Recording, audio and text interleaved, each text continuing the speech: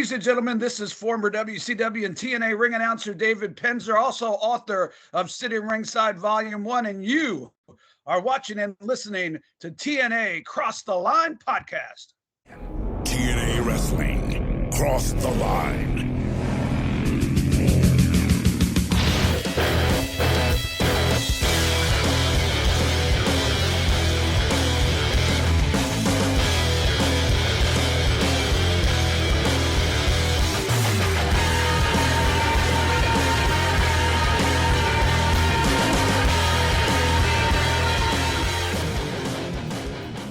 And we're back with episode 245 of the TNA Crossline podcast. I am Bob Colling Jr. With me, as always, is Dallas Gridley in Dallas. It's Machine versus Machine. No, it's not Robot Wars that you would watch back on TNN in the early 2000s. No, it's TNA Impact, and it's the War Machine Rhino taking on the Samoan submission machine, Samoa Joe, this week on Impact. Now, last week, as we'll get into it, we had a thrilling main event where Jay Lethal nearly won the NWA World title. But unfortunately, that did not happen. Maverick Matt Bentley returned. We hadn't seen him since March. Shane Douglas is still pissed with the Naturals. But also, LAX is now the number one contenders for the tag team titles as we're going into Hard Justice, where we know quite a few matches, really, after just 1 week. We know that's Jarrett and Sting. Christian Cage at the end said he wants to be in Sting's corner because, you know, Scott Steiner will be there. A lot going on. So, Dallas, I feel like for the first time in a while, there's a lot to really kind of look forward to.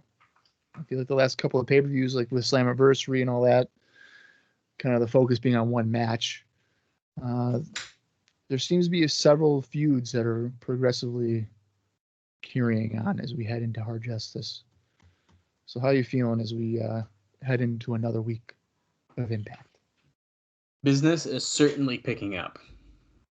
And then get that little post-credit scene and like, oh, I already taste it, dude. I already feel what's going down at Hard Justice, which is getting me really excited about what's happening. Kevin Nash also may even be X Division champion soon. He's teasing. So I really think we're hitting a good stride right now. If Senshi was told, hey, you gotta lay down for Nash, how quickly is he leaving the building? Well, since he already wanting to, he'd be going quick. He'd already be gone. Yeah. So, but you know, there's always an opportunity. It's interesting because since she came back, it's like, oh, cool. Like, he's back in TNA. We get to see him again. And then he's already like, I think I need to leave. Yeah, he's always a headache. He's always a headache. I would be surprised if we see him another full year. Yeah, I don't know. I do know one thing he does, so I'm waiting for that to happen. And once that happens, I'm sure he's gone shortly after that. So, yeah. Well, I mean, Homicide just like a month ago was complaining about having nothing, and now he's in the top tag feud. These guys don't have like patience.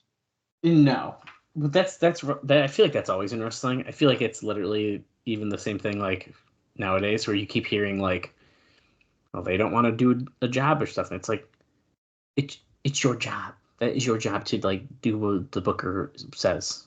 Right. I'm sorry, but that's just the truth. Brother, I can't lose. It's just like our jobs, Bob. If someone tells us we have to do something, it's our job to do that. Even if it's wrong. Well, you told me to do it. Especially if your name is Bob Colling, because they'll be like, hey, I know you finally have a day off after like a 14-day, 10-hour day, every day stretch. But could you come in? And then Bob goes, yeah. You shouldn't do stuff like that, but... Yeah, that's not good for your mental health. Things are getting better. He's had 2 weekends off in a row. We're on a good recording schedule. We're making moves here. Yeah. And I'm sure in another week and a half, he'll be like, Dose, I got to work 4 to 1 for 20 days straight. And I don't know if we can continue this podcast. And then I'll be like, but what about the Slammiversary or something? And then you'll be like, well, I kind of got hit by a car, so I just like don't know if I can do this. As you continue to post the crosswalk where you got hit, as if you're waiting for it to happen again. Yeah, deja vu. But yeah, so we're doing good here. If nobody knows, last July 2nd, 2023, I got hit by a car. And I told Dallas I couldn't go to some cookout thing or whatever. And then about 3 days later, he texts me saying, I feel horrible to ask this, but I need to know. I don't know. Like, are we still recording? And I said I couldn't move without being in severe pain. I had to check. Or discomfort. And this motherfucker goes, like, were you still planning on recording on Sunday? And I said, I can't even sit up straight. I don't even know if it was a Sunday, because I think it was similar to this coming week, where it might have been this week last. Was it this week last year? Well, so it happened July 2nd. Okay, yeah, so it was, because I was off the whole week, so I think we planned a different time to do it. I mean, I save all my messages, so I could definitely find out. We don't need to do that. Okay, but yeah, in my defense, we had a plan. It's just like it's just how it is. Like, I just want to know, because if I didn't ask, you weren't going to tell me, hey, I can't do it, so I have to at least ask, so then I get the answer I need, so I can like move on with my day. Let's see. He's literally looking for it. I'm here to talk about TNA. I'm not here to talk about your car accident, because you're alive, so it doesn't even matter. Wait a minute.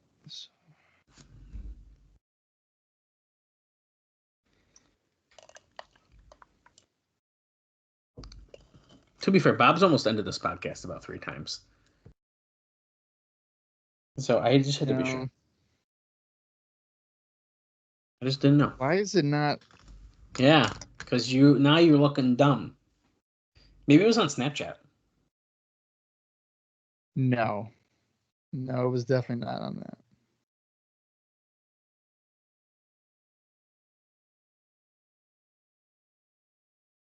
Okay, so for some reason this phone only goes back to July 4th. So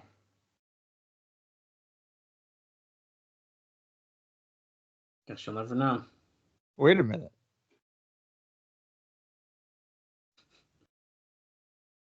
What? I did do it. We recorded July 7th. Let's see, but that was later than we were initially going to, I think, is what it was. Here's the thing. I got hit on the 2nd. So within 5 days, I'm recording. To be fair, you were just laying on the couch and you had to put a microphone in your face. It's not like you had to do much. So I couldn't move without being in pain and like discomfort. You didn't have to move. You literally propped yourself. I remember you were on the couch. You were laying down. You put the microphone in front of your face. You probably had the laptop on your stomach. It's not like you had to do anything. I would have it on my lap, pretty much. You were watching shit anyways. It works out. This is crazy. Take a listen in the archive, everyone, because yeah, if you hear me check, it's probably sometime July or early August at the most, 2005. Bob gets hit by a car around that time, and we record. If I'm silent for an extended period of time, it's because I'm in severe pain, and my friend won't let me not do the podcast.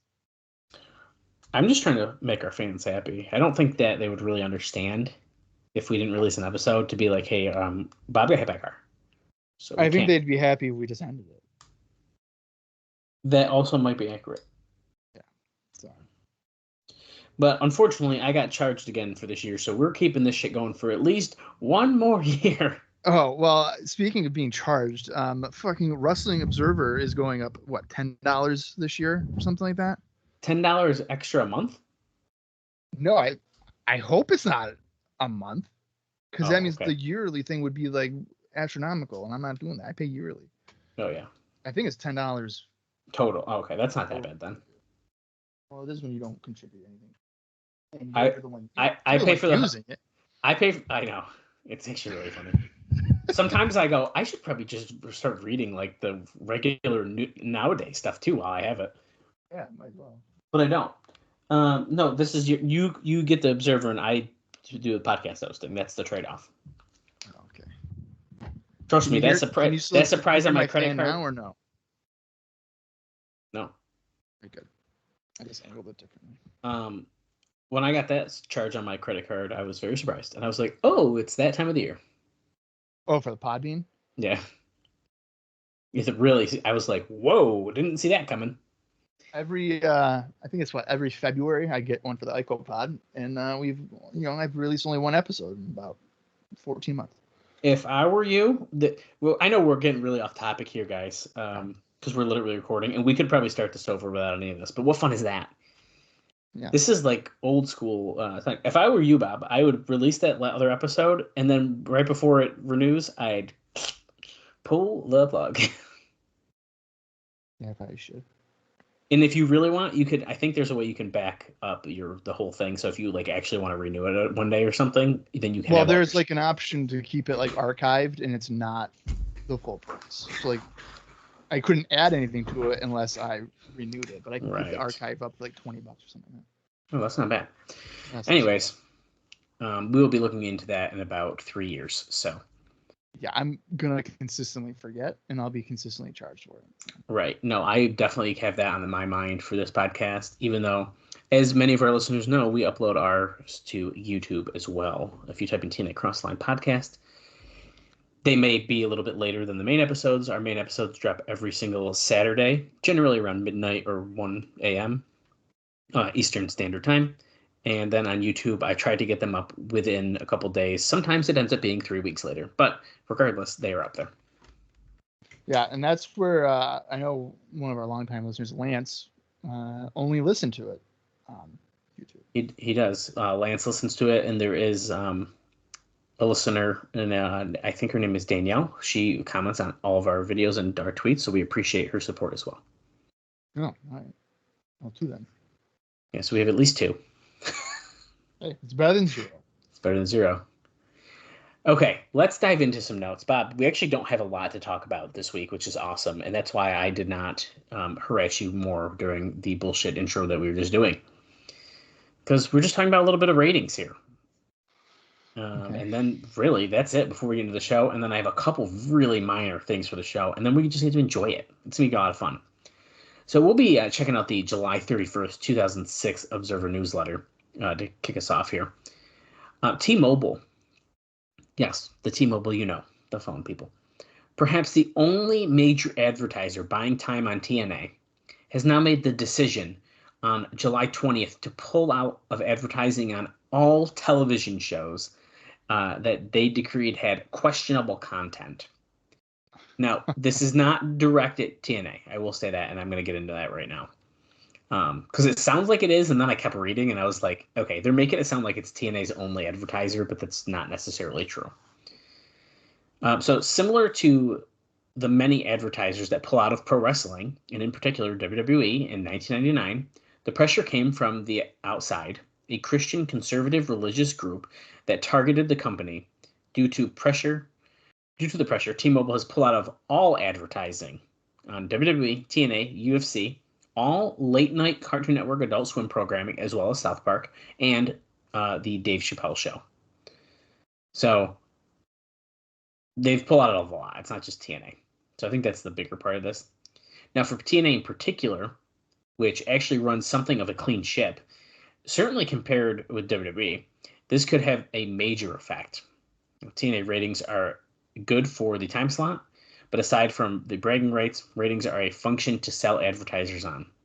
Advertisers always pay far less for wrestling than almost any other program with similar audiences. So we'll see how that develops further. Let's talk about some ratings, though. The July 20th TNA show did a 0.81 rating and about 1 million viewers, and a 1.21 in males 18 to 34. Up in males 18 to 34, total viewers was about equal to last week, and households a 6% drop. We'll have the quarters in next week's issue, so we'll talk about the breakdowns more then. TNA Impact on July 13th, in its second week without a UFC lead-in, and this time without a marquee main event, fell to a .86 rating and 975,000 viewers. This is slightly above what the show was getting on Saturday, although Saturday also had the UFC lead-in. It did a .85 in males 18 to 34 demo, which is about 222,000 viewers. When without UFC as a lead-in, they are down 43% in males 18 to 34 from their average, and down 22% in overall viewership, 30% from where they peaked 2 weeks earlier. So there's your answer. Most people closely following had estimated TNA falling to the 0.8 to 0.9 level until August 24th, and then picking up back at that point. But I expect this to bring a state of negativity from everywhere, from people who consider this as a real decline. And he kind of breaks it down a little bit further from there, but that kind of is, I think, the point that we need. Now, the replay from the show did a 0.6 for reference on July 15th. So, pretty interesting. Now, to continue on the rating talk, because like I said, that's what we're talking about today, baby. TNA did get 453,000 new viewers to tune in at the start of the show to hear the Rhino promo, which did a healthy 0.96 first quarter, which also included the Monty Brown squash match. But the rest of the show couldn't live up to the promo. The Shane Douglas promo and the Senshi squash did a 0.84, a loss of about 136,000 viewers. Styles and Daniels for Shelley and Devine and Raven and Zbyszko promos did a 0.82. And the Rhino and Lethal and Team 3D versus Team Canada match, where Team Canada was officially ended, did a 0.83 final quarter. And to wrap it all up, we don't have any other details other than the 7/13 TNA show did a 0.9 rating, but I have a feeling it'll be in this range for another month and move slightly when UFC is back, which is what he was talking about for the August show. You know, these ratings, I don't think I've ever really realized how often people channel surf during the show. Yeah, I don't. I mean, that's got to be like super casual people, right? Like, I just don't feel like I would imagine. There are people. I feel like this is also more of an older thing. I feel like people during commercials would flip back and forth, so maybe that's what's happening there. I haven't done that since I had a remote that I could type in the channel number, and so that's probably been 15 years. Because like once you start getting smart TVs and all that, you don't do that anymore. It's almost harder to turn the channel than it's worth. Right. Where it's not like, oh, I can switch between, oh, I know MTV's this channel. I can hit up if I want to switch to VH1 quick. You know, that kind of stuff. So, yeah, it's pretty interesting. Because, like, I don't think in my viewing habit, the only time I would switch is potentially during a commercial, not actually during a match or something. But I think that might be happening here where they're like, oh, this is happening. I'm going to turn the channel. I don't care. Yeah. Or I like, think so too. Or like if they went on a commercial and they don't come back in time or something. I don't know. Right. No, I think you're totally right. That's just an interesting thing to look at. Because I don't, my viewing habits, I think if I'm watching a wrestling show, I'm watching it. Yeah, me too. So. Very interesting. Well, that's going to wrap up our pre-show notes. So, like I said, keeping it short today.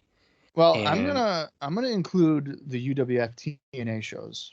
Oh, see, okay, that's cool. I'm cool with that. I actually had a small note about those, but yeah, let's talk about them. Yeah, I figured for UWF,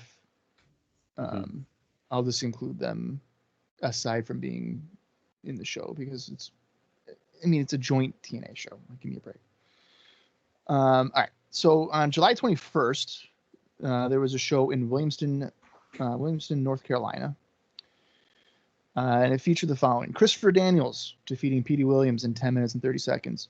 Abyss defeating Jay Lethal in 7 minutes and 12 seconds. The James Gang defeating America's Most Wanted. Elix Skipper, that was in 15 minutes and 26 seconds. Elix Skipper defeating Eric Young in 10 minutes 55 seconds. Rhino defeating Alex Shelley in 7:52. And Samoa Joe defeating AJ Styles in 9:19.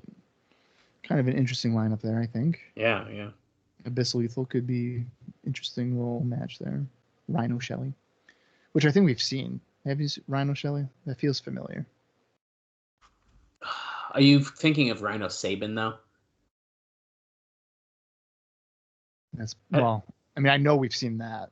Well, yeah, I don't know. I don't know if we've seen him with Shelly or not. Easily could have. Easily could have. You're gonna make me look it up. Yeah. Let's see. All right. So it would have been this year that would have happened if it did. No, I guess we didn't. Yeah. Wasn't like a tag match or something with them? Why do I feel like there was an interaction between Shelly and Rhino? There's no way it would have been 2005. No, I don't think so. I don't think that would have been. There's no way I would have even remembered that. Yeah, no, that definitely did not. Definitely didn't happen. All right, well, I'm wrong on that one. Maybe I saw it somewhere other than TNA because I do watch a ridiculous amount of professional wrestling. I don't know. All right, July 22nd, War in Jacksonville. This is Jacksonville, North Carolina, though. And this is what we got here. America's Most Wanted defeating the Diamonds in the Rough in 13 minutes and 2 seconds. Eric Young defeating Petey Williams in 8:58. Samoa Joe defeating Abyss and Rhino in a Monsters Ball match in 9 minutes and 46 seconds. Alex Shelley defeating Jay Lethal in 10 minutes and 29 seconds. Gail Kim defeating Amber O'Neal in 5:50. In the main event, saw the NWA World Tag Team Champions AJ Styles and Christopher Daniels defeating the James Gang in 16 minutes and 20 seconds. Yeah, my only note was actually just about that these happened. In that second one, apparently the official number in the building was about 1,824 people. For which one? The second show on the 22nd. In they Jacksonville. Almost 2,000 people? Yeah, and apparently someone claimed that there was 600, but apparently there was a lot more than that. And it was reported that it was a good show, so that's good to know. Okay. Well, hang on 1 minute. Uh-oh. Bob's got the DVD, I'm guessing. No. Oh. Well, actually, yes, I do. I do, and it's actually right over here. He actually knows where it is. I can't believe that. I'm more impressed you know where it is. I got a little spindle here. Oh, I thought... Oh, look at that. Now, I also have them digitally. At least 06. But this little spindle of them is all of the shows that the UWF put on. Hmm. And what is this, July 2006? And Bob writes the crowd number on every single one. No, I don't. But maybe I should. It would be easier to do what I'm doing now. I could pop it in and then easily be able to tell if it was 600 or the alleged. You know, that's right a lot. Here. I believe 722. I'm afraid if you pop that in, your computer's going to freeze. I'm not putting it in the computer that I'm podcasting on. Oh. Why would I do that? Okay, well, while Bob loads that up, this is not my first book. I've learned my lessons. Yeah. I just like that you just pulled that out and are sticking it in right now, but that's okay. That's what I said. Whoa, that was a good one. Okay. Well, Bob, while you're loading that up, why don't we get started with today's episode, and then you can tell us the crowd number as we. Here's the thing. I don't know why I'm actually doing it. I don't either. I said I was going to do it, so I might as well just do it. I'm not going to sit here and review the show as we're watching a different one. That would be just lunacy, so I'm not going to do that. All right. Let's get into it. It's the July 27th, 2006 edition of TNA Impact. If you want to watch along with us, head over to TNA Plus or find it in your own personal collection. That shall work as well. I'm going to count down from 3, and when I say play, that is when we're going to start the show. The approximate runtime for this is 41 minutes and 43 seconds. So here we go. 3, 2, 1, play. This is TNA or TNA UWF, depending on who you're talking to right now. And of course, we're going to get the highlights from Rhino beating that guy last week who it literally... Robert Evans. He had 2 matches ever. And it's the battle of the machines here tonight. Let's see here. And then Brother Runt was told to behave himself, and then he gave an evil smirk. He's not. Jay Lethal almost won the world title. We didn't do a quick rundown of the card. I forgot to do that, but the Naturals defeated Kazarian Maverick Matt in 7 minutes 38 seconds. Rhino defeated Robert Adams in 18 seconds, and Jarrett defeated Lethal in 8 minutes 42 seconds. So that was the match card. Oh, it's Robert Adams. I said Evans. It's close enough, dude. He had 2 matches. No one's gonna know. Well, you know what? I need to be respectful of a guy's career. Look at the James Gang with Eric Young. Oh, he was scared of a chainsaw, but it was a table saw. Here's Jeremy Borash. This wasn't the plan I gave you last week. The plan we got is the plan to follow. Hey, we've been fired from every wrestling company in the land, so don't be worried. They're like keep jump scaring Eric Young. So they said 1,800. Yeah, roughly. Yeah, I think it's definitely not just 6. Well, there you go. What does Cage Match say? I don't know. I didn't check Cage Match. Jacksonville? Let's see. It does not say.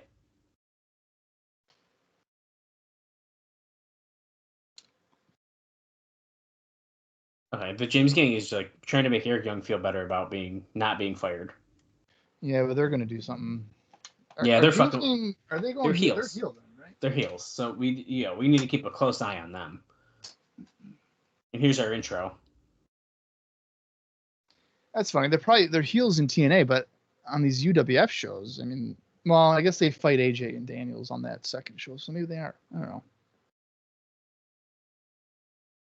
I don't know, dude. Yeah, I guess they were technically heels with Team 3D because they brought in Abyss, and that's kind of cheating. Right. For the first time on Spike, the War Machine Rhino and Abyss. Or not Abyss, Samoa Joe. I don't know why I just said that.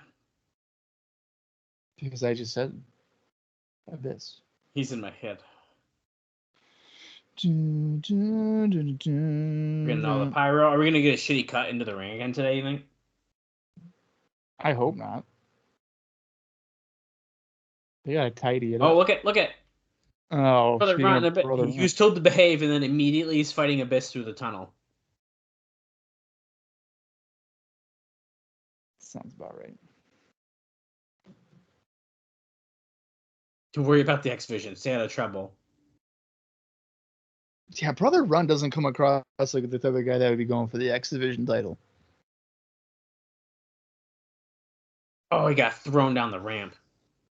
I don't know why. I thought he was going to chuck him off of the stage, to be honest with you.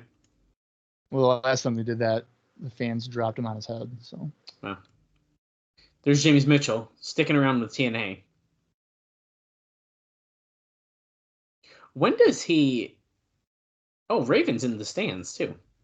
When does James Mitchell leave? I was just thinking that he's not around when Hogan and Bischoff come, isn't he? No.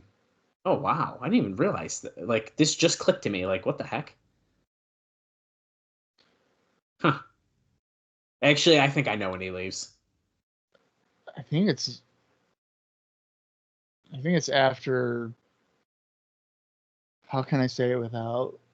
Well, I have a storyline in mind that I think it must be around then, where he kind of changes his look. Because he goes somewhere and he comes back. Is that am I beating around the bush too much? Black Hole Slam on a chair. What I'm referencing is when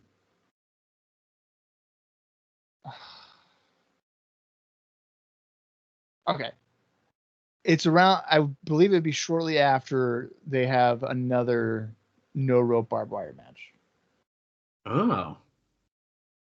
I wonder if it's relatable to the stuff I'm thinking about. Yeah. Also, Raven's watching from the stands here, so he did not want to get involved in that brawl. But hey, we're backstage with the Alpha Male Monty Brown now. There's also something with Raven that I am like 90% sure happens like incredibly soon, and I'm just like waiting for it to happen. It might be later in the year though. Okay, Monty Brown's calling out a rhinoceros for their unfinished. They literally call them a rhinoceros. Why has no one done that before? I don't know, but that is funny. His full name. That's funny as shit. Listen here, you rhinoceros. Oh. Ooh, Hippofet. Half hippo, half elephant. He's Samoa Joe. Do you got a prediction, Monty Brown? What do you think? Who do you think's going to win tonight? Jeremy Borash? Silence.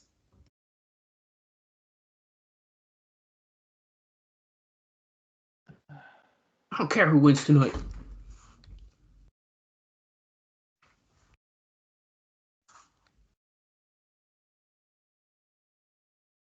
Rhinos and hippofits don't belong to be on the Serengeti. The only thing that they deserve is to feel the pounce. Period. So I feel like that kind of tells us who's getting involved in the main event. Yeah. To prevent any kind of clean finish there. Yeah. And here comes Petey Williams without the Team Canada. Or no, wait, hold on a second. Hold on. He's got the shirt on. Well, he's got the shirt, but the back is blank, which it's usually not. So it is technically a new shirt, jersey. And his music is not Team Canada. Whoa, that's weird. I didn't even make that. Okay, so far, Petey is one of the first people we're seeing, besides Eric Young with a T-shirt in the back, but he's still very much Canadian dressed. So he's still embracing his Canadian roots. Looks like he's taking on Johnny Devine of the Paparazzi. I kind of like this like a look for Johnny Devine because he looks like just an annoying assistant. Yeah. I like it. Like a stagehand. Yeah, I like it. I think it's good. He's doing the same thing Shelly did. Set it up. Check his hair even though he's got a hat on.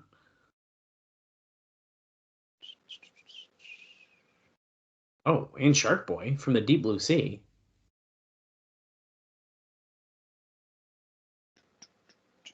The cult favorite here in the Impact Zone. Which I'm wondering, I was just thinking about this. So Shark Boy, we've heard before, I think, that he would walk around like promoting the shows in the Universal Studios because he's like a shark. Yeah. Like with Jimmy Hart and stuff.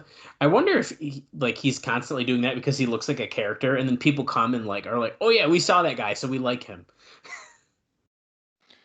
That would not surprise me. Here comes Sonjay Dutt. We got a 4-way match here? Yeah. Isn't it like a 4-way elimination or something? I don't know. I feel like they never tell us. Looks like it is. They don't tell us until we're like halfway through the match. They go, yeah, by the way. No, it's just a 4-way. I have a couple of indie notes here for Sonjay Dutt. Back on July 15th, he wrestled Ring of Honor World Champion Brian Danielson, where Dutt lost by referee's decision in 18 minutes and 48 seconds at Ring of Honor's Death Before Dishonor 4. Whoa. And then on July 28th, I'll just mention it now, tomorrow, he loses to Ultimo Dragon at UWA's Hardcore Return of the Dragon in a show that took place in Canada. That's fun.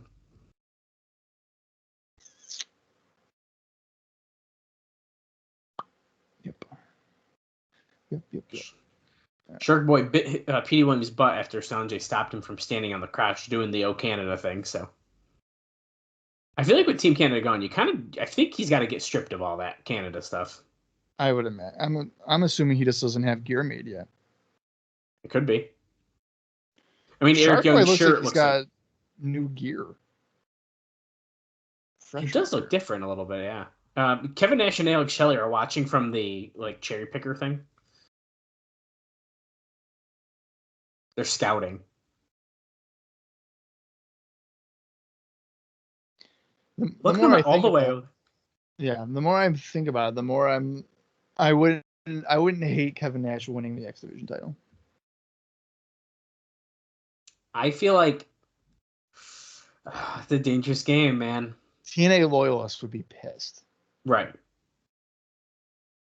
But as a casual viewer of it, I think people would find it funny. The thing is that it's super entertaining right now, and so they could probably make it work. That's the thing.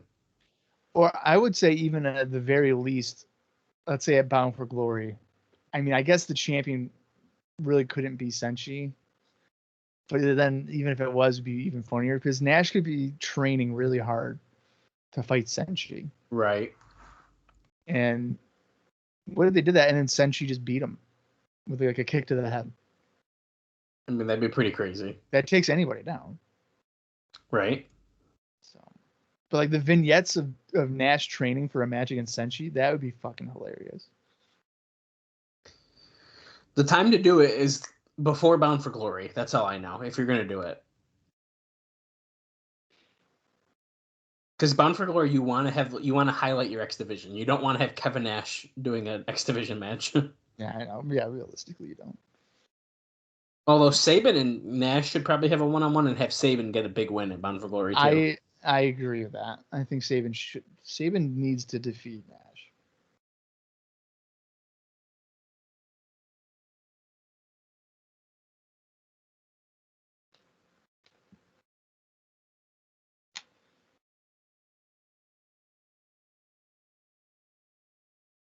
Oh, Slick Johnson's our referee, by the way. Of course. We always had to point that out. Devine tossed Shark Boy out in the dropkick by Dutt. Standing sliced bread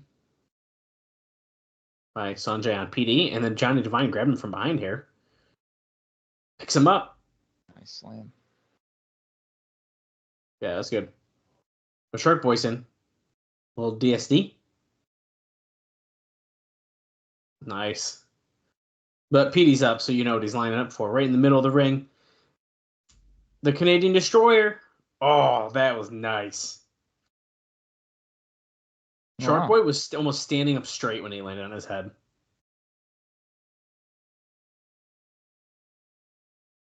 So does this mean that everybody in Team Canada, or formerly in Team Canada, is going to get a push except for A1? Yeah, I think it does. It's kind of wild, dude. Dude, Shark Boy sold that so good. Look at, oh, I love that. Is Petey going to be the next challenger for the X Division title? I think that's a good idea. Senshi versus Petey for the title. That would be probably pretty good. I'm pretty good with that. We're backstage now with Brother Runt. They're in like a locker room with like army shit all over it.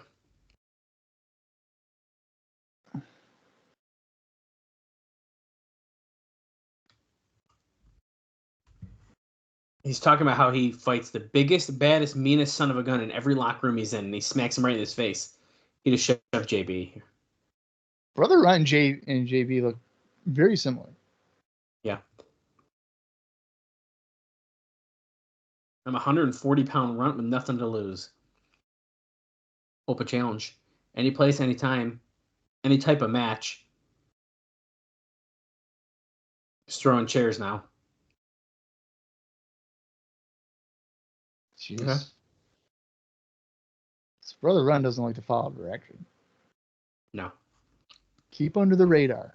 Don't do anything stupid. So what's he going to do? He's going to go after the biggest guy in the company. It's perfect. Is this another Bound for Glory video thing? package here? Is it Hard Justice? Or is it Bound for Glory? Oh, yeah. It's Bound for Glory. This October. Yep. Well, I have a Bound for Glory note for you, Bob. And if it would load, I could tell it to you. Tickets for the Detroit show should go on sale this week. It is believed that the show would be promoted by the ICP, and there will be a fan fest the day before. Alvarez mentions how the Clowns are killer promoters and pack a ton of people in the building last time they promoted a TNA event, so it should be good. Time for greatness.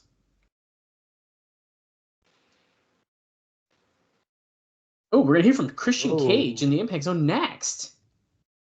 Oh, looks like we just skipped over a Hard Justice promo. Oh, Jerry Lynn talking with Saban here in a video package.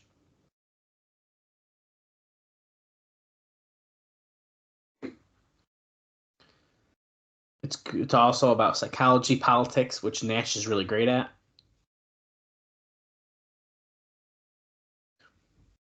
Oh, whoever wins this match at Hard Justice gets a shot at the X title. Bob, here you go. Wait, is it Saban Nash? and Nash again? No way. At Hard Justice? They're kind of, if that's at Hard Justice, they're kind of loading up Hard Justice. Jalen's slapping him. Tell him to scream.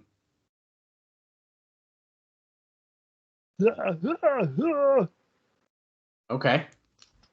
So it sounds like it's Nash and Saban at Hard Justice. I don't hate that. Winner gets a shot at the title. I think that's going to put a stop to Nash then. I think Saban's going to win that one. Yeah. Realistically, Saban should win that. I'm curious with Senshi here, though. So, yeah, if he's potentially not wanting to sign, what if he wants out? Then, if we can get him to no surrender, I think, right? Then Saban could take the title from him in September, and then I guess he'd be done.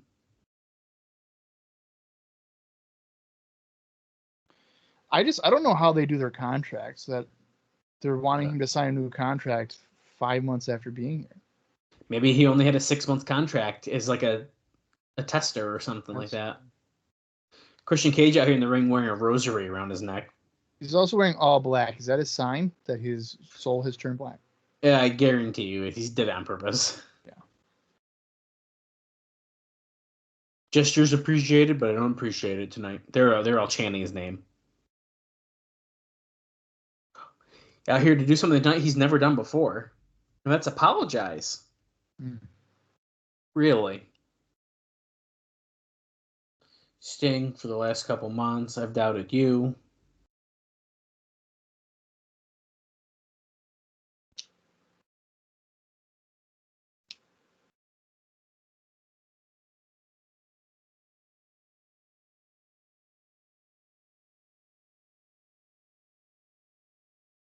I realized something if you became the number one contender. I finally realized something. That after 5 years away, that you came back here to make TNA the greatest wrestling promotion in the world. Yeah! Woo! Yeah! Woo! Sting! But also to steal my spotlight.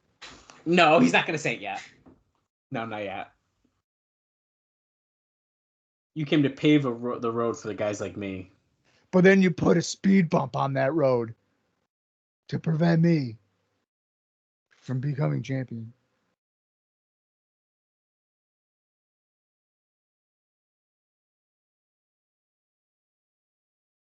Oof. Acting like Jeff Jarrett.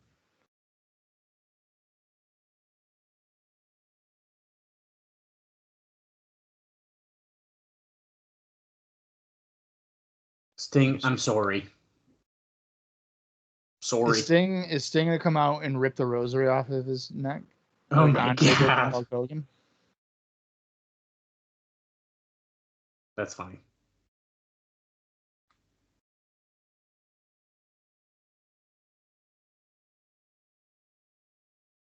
Oh. Christian's calling out Sting to give him an answer if he will allow him to be in his corner at Hard Justice. Well, that's funny because he purposely went behind his back to ask Jim Cornette last week. Sting's in the rafters. I didn't come here to try to make TNA the greatest promotion in the world. TNA already is the number one promotion in the world. Yeah, that's not true, though. So.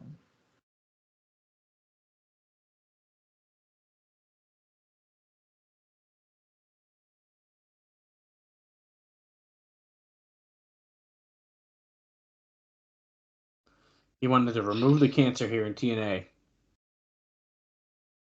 This guy's obsessed with removing the cancer that is Jeff Jarrett. And then, by the way, he does not give Christian an answer, but he will give him one in due time. If I had to guess, it's going to be the week before the last episode before Yeah, yeah. Speaking of Sting, Bob, a Sting Return of an Icon DVD will be out in October, and of course, it will only feature TNA footage. Yeah, what else are they going to use? Nothing. Yeah, I wouldn't expect like Starcade '97 to be on there.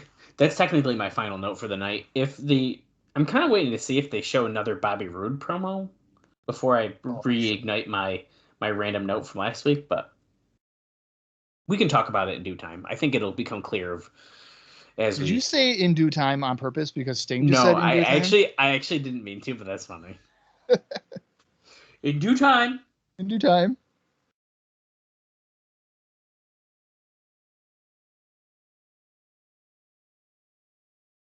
Do.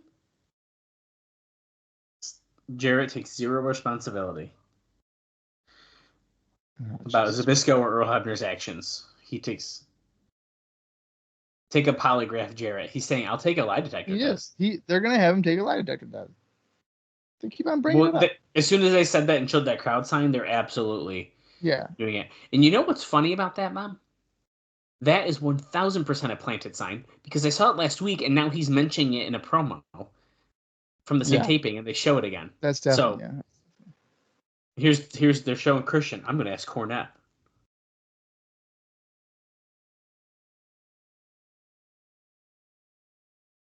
Collusion.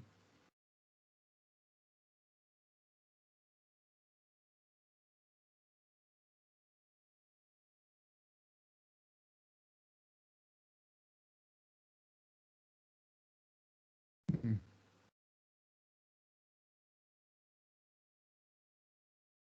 Oh my God! Stop talking, Jarrett. I want to see wrestling. I love the talking. I don't like this talking. He just needs to finish up, Bob. I have like a 6.5 hour show to watch later. I just don't have time for this right now. Oh yeah, that should be fun for you. Alone by myself. Yeah, it'd be so much fun. It starts at 6:30. That's crazy, dude. That's so crazy. 6:30. Up next, 6-man tag team action. Wait a minute. Conan. Wait a minute. So that means that when we go to All Out, I'm gonna be there for fucking 7 hours? I don't know, maybe. Oh, LAX promo here, dude. My suggestion to you is learn Spanish. I like that. We're gonna start taking things.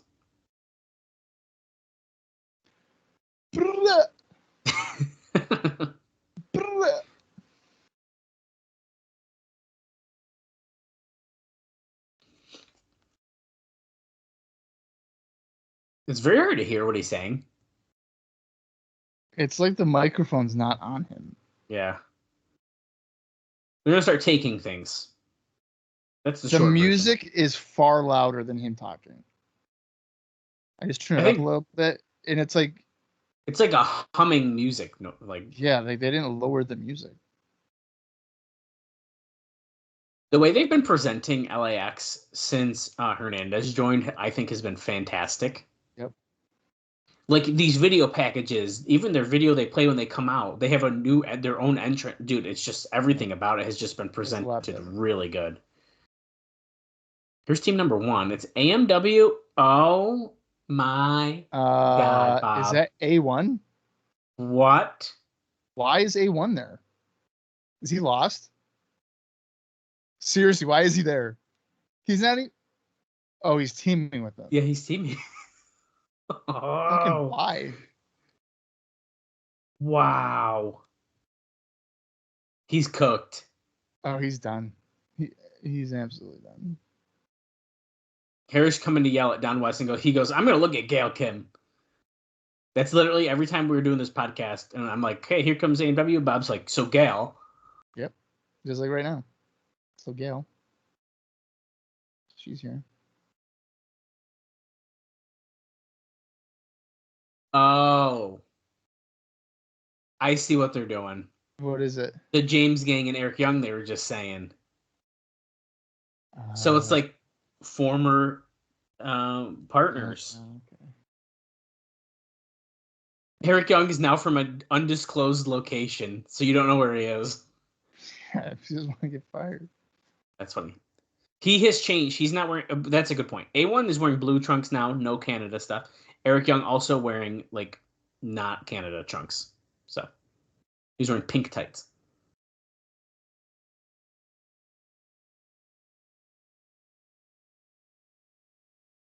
Okay, so what are we doing with the James gang now? Oh, the AMW James Gang, you mean? Well, this is also weird, too, because... Are you saying with, like, AMW and the James Gang, what are we doing? Yeah, so like, is there... This is just a random thing? Are they baby faces again? Because AMW is clearly not a face team. Right.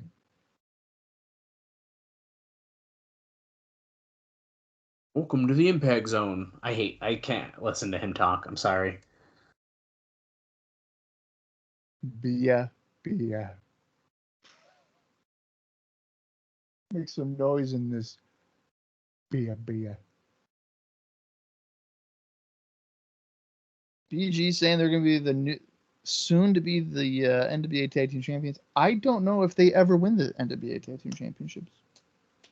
I don't know. I don't think they do. Not to my knowledge. Kind of crazy.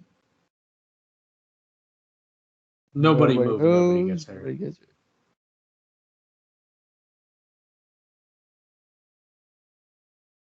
Oh, Jesus. I got 3 words for you. Don't fire Eric. They're literally trying to steal his heat.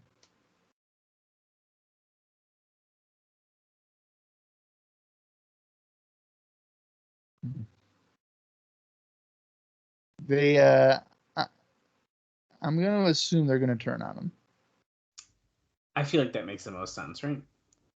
A1 starting with Eric Young, even though they're technically tagging him there, but that's fine.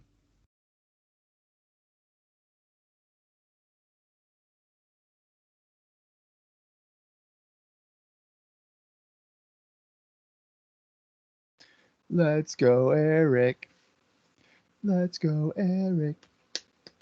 Let's go, Eric. Come on, Kip.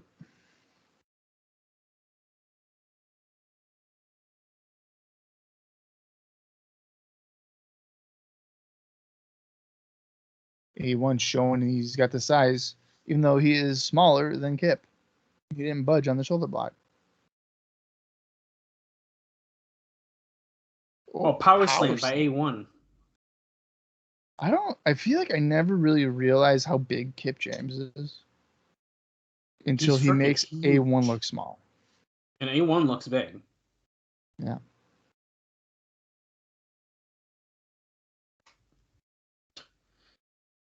I got 4 words for you. Pay-per-view quality, just like our main event tonight. That's way more than 4 words. Pay-per-view quality. Just like our main event. He wasn't talking about that part.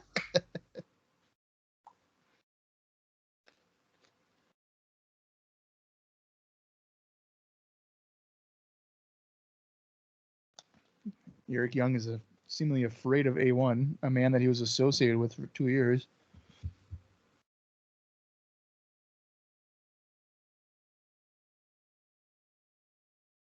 Oh. Harris knocks Eric Young from behind real quick. He jumped in and went, boom, and then he just decked them. I liked it. Get him, Harris. Come on, Eric. Back body drop. Huge drop for Eric Young there.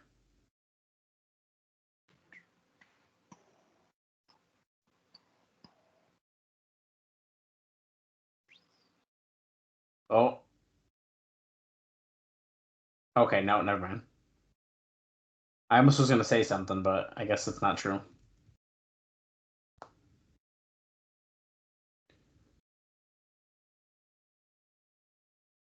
A1 does not have... He doesn't got a lot of time left here, Bob. Why? No, oh! Eric Young just why, did you just look it up or something? Yeah, I had to know. And at first I thought I saw that this was his last match. That's why I was like, oh. But Eric Young just pinned him, so. So you're telling me he's not gonna surprisingly get himself over and become a champion or anything? Not even close. Damn. That's disappointing. Oh, part 2. Paparazzi Productions. Here with the Kevin Nash class.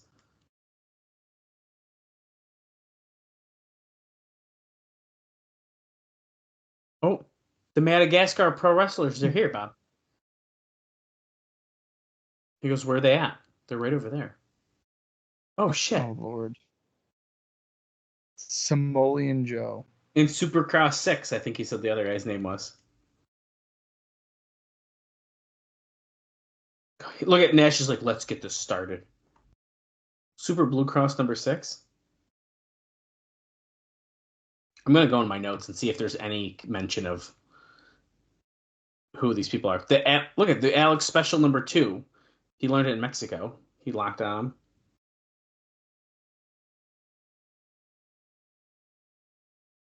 Kevin Nash just clobbered him in the back.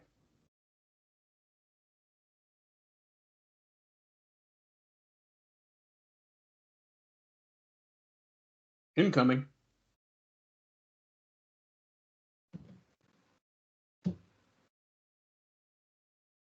Oh, okay. So, interesting note for you, Bob. Yeah. Apparently, A1 got very dizzy after Kip clobbered him in the head in that tag match we just saw, and he was dizzy for the rest of the day. They cut the match short on Explosion with Ron Killings because of it. Interesting.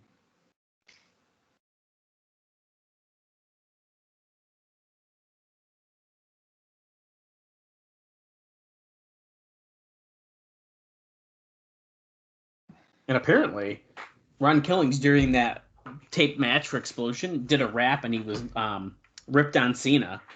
So Dave said he didn't know if it was even going to be on TV, but apparently went over good with the live crowd.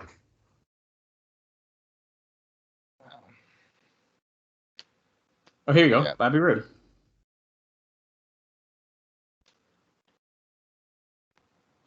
Bobby Roode is one of the most in-demand heavyweights in the world today, TNA says. But why? Why? What would make him so in demand? What has he done? You want to guide my career? Show me what you can do for me. Basically, he just opened up new doors for him.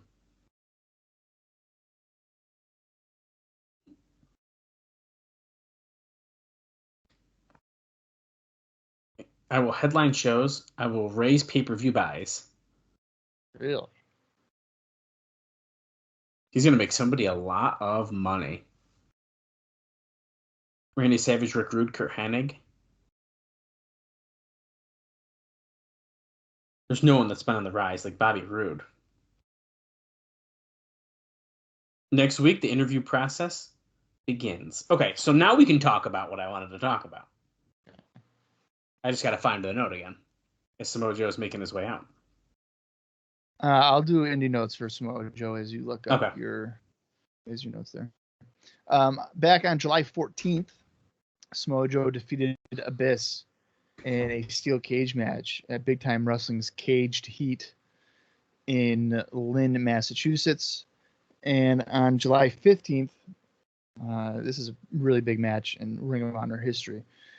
Cage of Death, Team Ring of Honor, which consisted of Ace Steel, Adam Pearce, BJ Whitmore, Bryan Danielson, Homicide, and Samoa Joe, defeated Team CZW, Chris Hero, Claudio Castagnoli, Eddie Kingston, Nate Webb, and Necro Butcher in 40 minutes and 38 seconds at Ring of Honor's Death Before Dishonor 4. Nice. Okay. As Rhino just ran out, here I found it. So we mentioned last week how the vignettes were starting. We've seen 2 of them now. So they're doing the idea that WWF did in the past with both Randy Savage and Bam Bam Bigelow when both first came in, where all the managers were trying to sign Roode. Now, the only problem here is that TNA isn't exactly loaded with established top flight managers to put Roode over and do angles to try and sign him. So he says, I don't know how this will play out. Now, since Scott D'Amore's out of the running, aside from Shane Douglas and Jim Mitchell, and I suppose Conan, but that doesn't fit his character. Who can they get? He says, I suppose Gail Kim, but she's always been portrayed more as the underling to Jarrett as opposed to a manager. I suppose they could get Jimmy Hart and Bobby Heenan for cameos, since Hart is always hustling the fans into the building, and Heenan has done shots for them in the past. But since neither are regulars on TV, it won't have the same effect. Most likely, Dave thinks that it's going to end up with Tracy Brooks, who has not been used on TV recently. What if it was Slick Johnson? Oh. He's been angling to get a manager He has been. Ooh. Lariat clothesline by the War Machine, and then Joe just clobbered him with a kick to the back of the head. Oh, here comes Monty Brown with a steel chair. I have one more note I found at the bottom of my page real quick for you, Bob, and it's more of a funny one. So apparently TNA trademarked the Prince of Punk for Shannon Moore. So in WWE, he's going by The Reject. I just thought it was funny that TNA trademarked that when he was here for like 3 months, it felt like. Well, because... Okay, yeah. So he couldn't bring that over. So now he's just known as The Reject. Which is kind of funny, too. I can't believe that. I still can't believe that happened. Like, Shannon Moore just bounced. I know. To it's kind of wild. ECW and some SmackDown. That's crazy. And then... they fucking bring him back. It's nuts. Years later. Yeah, I mean, obviously, way later. Little atomic drop, Joe off the ropes. Nice running kick. Senton splash. I'm surprised this is actually a match. I didn't think we would even get this much. Me too. I thought this was definitely going to be a brawl.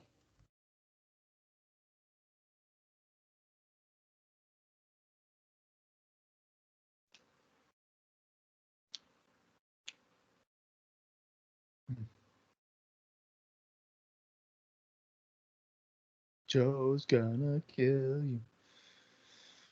Oh, no. Rhino just freaking clotheslined the ref. Snap power slam by Joe. Is that Andrew Thomas? Because of course it is. Of course it is. Oh, no, it's Rudy Charles. He's usually second to go down, so. Spinebuster by Rhino. Now, Monty Brown is at ringside with a chair, sitting on the chair. I'm sure he is going to fucking get involved here. The Gore? Oh, there he is. He pulls Rhino out of the floor. He's beating up Rhino, because of course he is.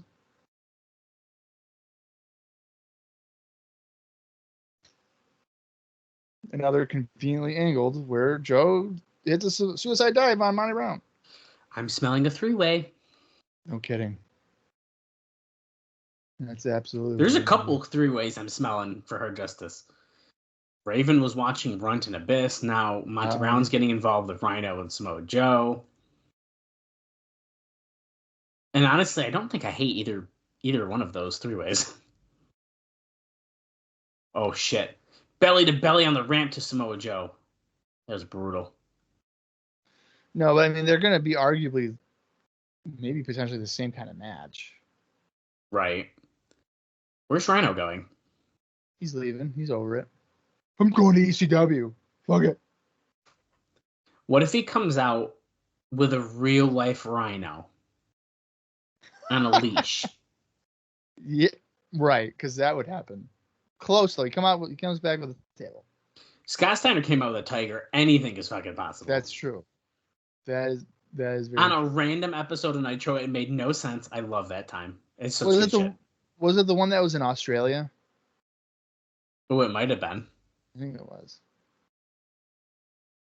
Yeah. Everyone check out WCW from April of 2000 to the end. It's fantastic. It's so much fun. I told you to do that, and I'll never forget the text messages this motherfucker. Kimberly? I was proud of myself. I watched every single Nitro and Thunder and pay-per-view, and I did it in order. It was fun. Yeah. That's the only time I've done that, besides doing like a podcast like this. Yeah. And then there was a stretch, too, where all the Thunders weren't on the network, so you're like, what am I going to do?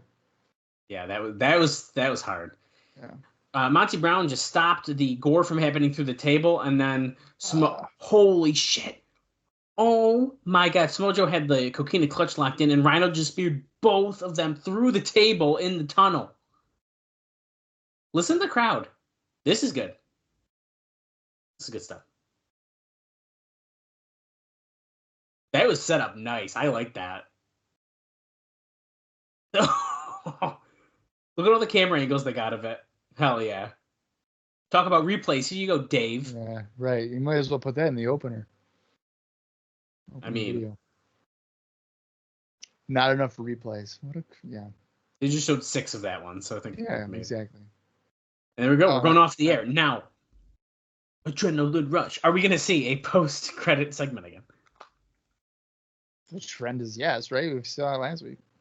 Now, interestingly enough, I think we have to assume Jim Cornette is not live at this taping because this is the second show in a row that they've only said his name. He's not actually appearing. Right, he's not there. This actually reminds me, too, as we're wrapping up here, Bob, both Conan and our friend of the show, Chris Harris, have commented on posts of ours on how much they enjoyed working with Cornette. I don't know if you saw this. I did, actually. So it seems like it went over well. Well, I'm sure Cornette, had knowledge and stuff that he would share with people. Yeah, Conan said loved working with Cornette, and I'm pretty sure that Harris said the exact same thing on Facebook. Harris did. Yeah, Harris definitely did. So, pretty cool. And we go off the air. No post-match, nothing, or post-show, anything. Wait, Bob, what do you think of that episode? I'm going to say it was another pretty solid show. Yep, I agree. Thumbs up. It was another great episode, I would say. I enjoyed it a lot. And the march toward Hard Justice is feeling like one of the best build-ups, I feel like, in some time here. I'm actually really excited about Hard Justice, and I didn't expect to be. Yeah, I can safely say I was not expecting to be intrigued by Hard Justice. Yeah, not at all. I didn't think, to be honest. So it's a pleasant surprise to me. Yeah, no, for sure. I'm sure not next week, but the week after we'll find out if Sting will have Christian Cage in his corner. Yep. There was nothing confirmed for next week's show. Nope. So we don't know anything wrestling wise. But yeah, no. Hard Justice 2006 on August 13th is shaping up to be, on paper, a pretty solid show. So yeah, let's just say it's going to be a hot one. Yeah, it's gonna be lit. The crowd will be ablaze. They're gonna be on fire. It's gonna be a good show. I'm really looking forward to it. Yeah, it should be. It should be pretty. Just a couple weeks away. Yeah. All right. Be sure to join us for another episode next week. For Impact, we are just now 2 weeks away from Hard Justice, where Sting will hopefully get rid of the cancer. But guess what? You can't get rid of us, because we will continue on for many, many more years. So until next week, for Dallas Gridley, I am Bob Colling Jr., and this has been the TNA Across the Line podcast.